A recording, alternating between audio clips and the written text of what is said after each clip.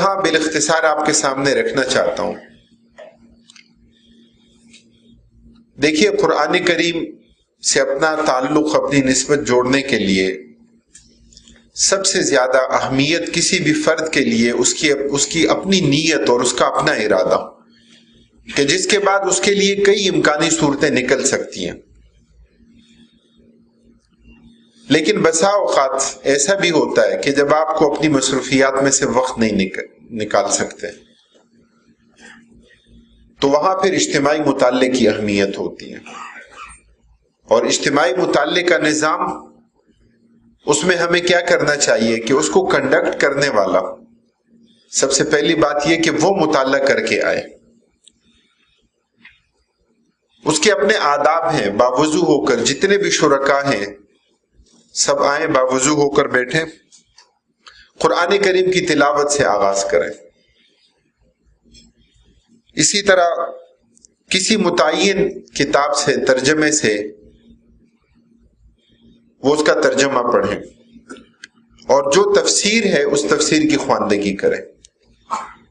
2 آیات ہو سکتی ہیں، 4 آیات ہو سکتی ہیں، 10 آیات ہو سکتی ہیں، کسی ایک موضوع پر مختص چند آیات کا ایک مجموعہ ہو سکتا ہے.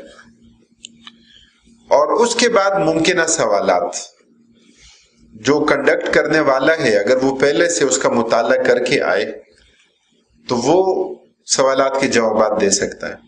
اجتماعی مطالعے کی یہ مشق تب بہتر اور دلچسپ بنتی ہے اور سب کی شرکت اس میں ہو سکتی ہے کہ جب باری باری قرآن کریم کی تلاوت، قرآن کا ترجمہ اور تفسیر کی خواندگی، جتنے شرکا ہیں ان سب کو اس میں شریک رکھا جائے، اور سب باری باری تلاوت میں یا ترجمہ یا اس کی تفسیر پڑھنے میں ان کی شرکت ہو.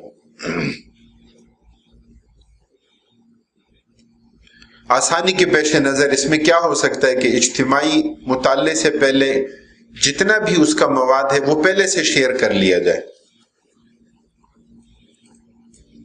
اور یہاں پر اس میں کیا ہوگا کہ جو کنڈکٹ کرنے والا ہے تو اس کا کردار ایک لیڈر کا کردار ہوگا.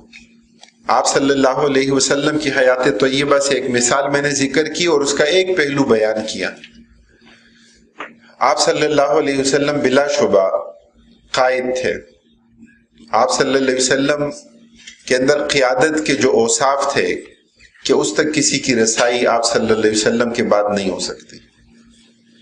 آپ صلی اللہ علیہ وسلم نے ایک موقع پر ارشاد فرمایا، حدیث میں آتا ہے کہ ان الرائد لا یکذب اہلہ، اور ایک حدیث میں کہ ان الرائد لا یخون اہلہ.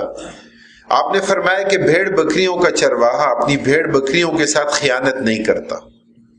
بھیڑ بکریوں کا چرواہا اپنی بھیڑ بکریوں کے ساتھ غلط بیانی نہیں کرتا.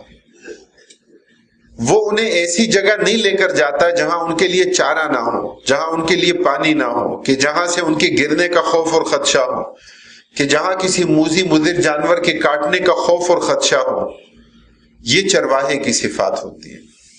آپ صلی اللہ علیہ وسلم یہاں انسانیت کے قائد اور انسانیت کے رہنما اور انسانیت کے لیڈر، آپ صلی اللہ علیہ وسلم اپنے اس کردار کو یہاں ایک مثال کے ذریعے بیان فرما رہے ہیں کہ جو انسانیت کا مقتدا اور رہنما ہے، بھلا یہ تصور ہو سکتا ہے کہ وہ لوگوں کو ایسی جگہ کی طرف دعوت دے کہ جو ان کے لیے مفید نہ ہو؟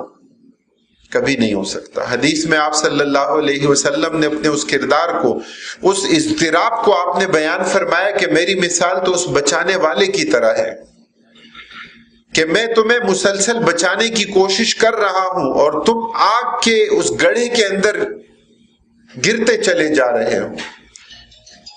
اور آپ صلی اللہ علیہ وسلم کا ایک داعیانہ اضطراب کا کردار، کیا فرماتے ہیں، میں پیچھے سے ازار بند سے پکڑ کر تمہیں کھینچ رہا ہوں.